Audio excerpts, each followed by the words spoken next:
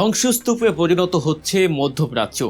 রক্তের হোলি খেলায় মেতেছে একটি রাষ্ট্র এবং তাদের মদতদাতা পরাশক্তিগুলো। শান্তি আলোচনার টেবিলে বসেও তারা মেতে ওঠে ন্যাক্কারজনক গুপ্ত হত্যায়। আর এবার তাদের নিশানায় ছিল খোদ ইরানের শীর্ষ নেতারা। কিন্তু মাঝপথে ঘটে গেল এক অভাবনীয় ঘটনা। ইসরায়েলি হামলা রুখতে মাঝ আকাশে এক অভেদ্য দেয়াল তুলে ধরল পাকিস্তান। যে দৃশ্য দেখে রীতিমতো চোখ কপালে উঠেছে বিশ্বের তাবর তাবর সামরিক বিশ্লেষকদের। কি এমন ঘটেছিল সেই আকাশে? কেন একটি দেশের প্রতিনিধিদের বাঁচাতে আরেকটি দেশ নিজেদের ফাইটার জেট নিয়ে রীতিমতো যুদ্ধের প্রস্তুতি নিয়ে ফেলেছিল? ইসরায়েলের গুপ্ত হত্যা এবং হামলার যে ভয়ঙ্কর ও নোংরা ইতিহাস রয়েছে, তা থেকে ইরানের প্রতিনিধি দলকে সুরক্ষিত রাখতেই পাকিস্তানের এই স্মরণীয় এবং নজিরবিহীন সামরিক পদক্ষেপ। এভিয়েশন ট্র্যাকিং ডেটা এবং আন্তর্জাতিক সংবাদ মাধ্যমের তথ্য মতে, পাকিস্তানের রাজধানী ইসলামাবাদে অনুষ্ঠিতব্য একটি অত্যন্ত গুরুত্বপূর্ণ শান্তি আলোচনায় অংশ নিতে যাচ্ছিলেন ইরানের পার্লামেন্টের স্পিকার মোহাম্মদ বাঘের গালিবফ এবং পররাষ্ট্রমন্ত্রী আব্বাস আরাকচি। কিন্তু তাদের বহনকারী বিমানটি যে কোনো মুহূর্তে ইসরায়েলি বা মার্কিন হামলার শিকার হতে পারে, এমন একটি প্রবল আশঙ্কার জায়গা থেকেই পাকিস্তান বিমান বাহিনী সম্পূর্ণ একটি এয়ার কভার বা নিশ্ছিদ্র সুরক্ষা বলয় তৈরি করে।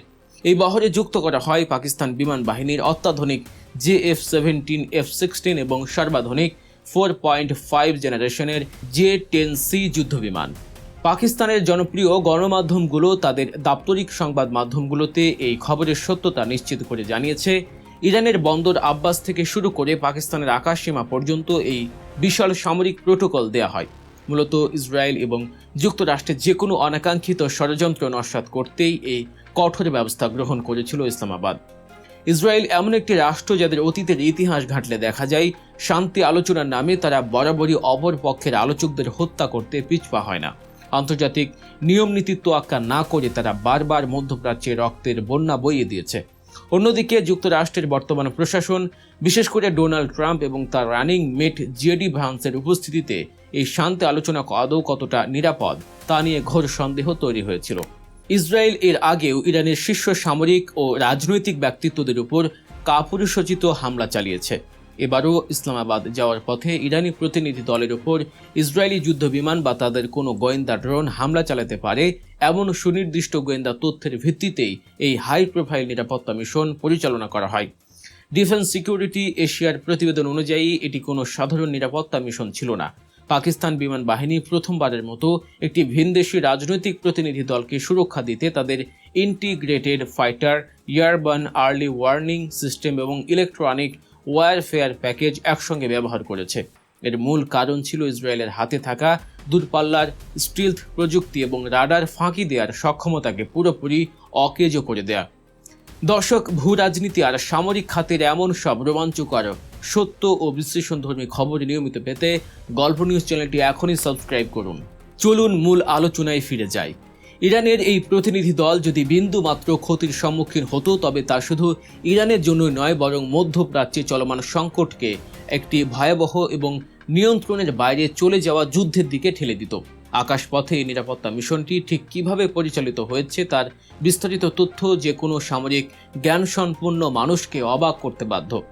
এই পাহাড়ের দায়িত্বে থাকা যুদ্ধবিমানগুলো কেবল আনুষ্ঠানিকতার জন্য আকাশে উঠছিল না, এগুলো ছিল সম্পূর্ণ যুদ্ধংদেহী মোডে।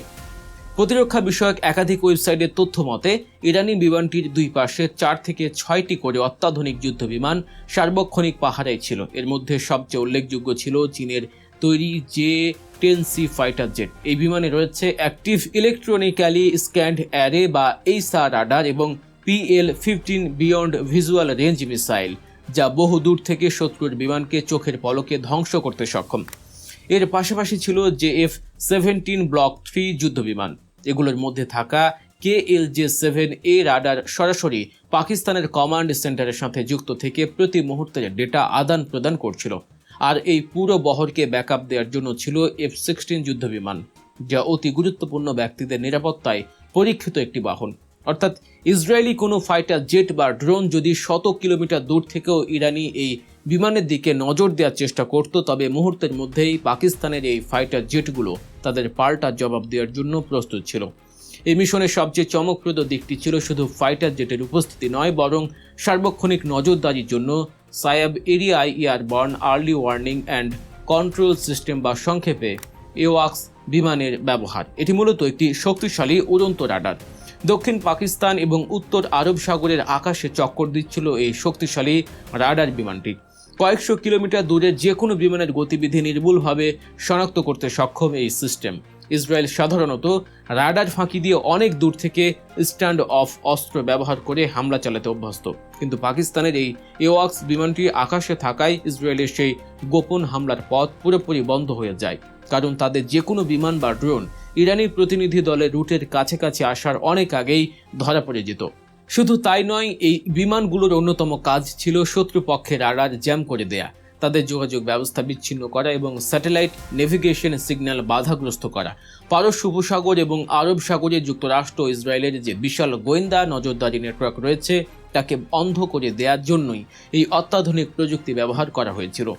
ফ্লাইট ট্র্যাকিং ডেটা এবং এভিয়েশন মনিটরিং ওয়েবসাইটগুলোর দিকে নজর দিলে দেখা যায় চাঞ্চল্যকর সব তথ্য, যা এই মিশনের সত্যতাকে আরও মজবুত করে।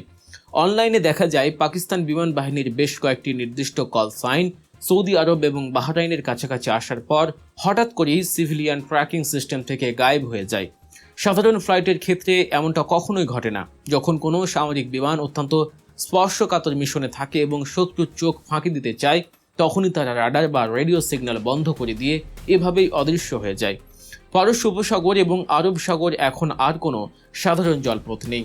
এটি বিশ্বের অন্যতম সামরিকীকরণ হওয়া ট্রানজিট জোনে পরিণত হয়েছে, আর এই কারণেই পাকিস্তান কোনো ধরনের ঝুঁকি নিতে চায়নি। বিন্দুমাত্র ত্রুটি বা নজরদারির অভাব পুরো পরিস্থিতিকে একটি বড় বিপর্যয়ের দিকে নিয়ে যেতে পারত। এই বিশাল অপারেশনটি সম্পন্ন করতে পাকিস্তান বিমান বাহিনীকে বিপুল পরিমাণ অর্থ এবং নিখুঁত লজিস্টিক প্রস্তুতির মধ্য দিয়ে যেতে হয়েছে। 6টি যুদ্ধ বিমান, এওয়াক্স রাডার, সাপোর্ট ট্যাঙ্কার এবং ইলেকট্রনিক ওয়ারফেয়ার সিস্টেম একসঙ্গে ব্যবহার করে আকাশপথের এমন একটি সেফ করিডর তৈরি করতে আনুমানিক $1 কোটি খরচ হয়েছে।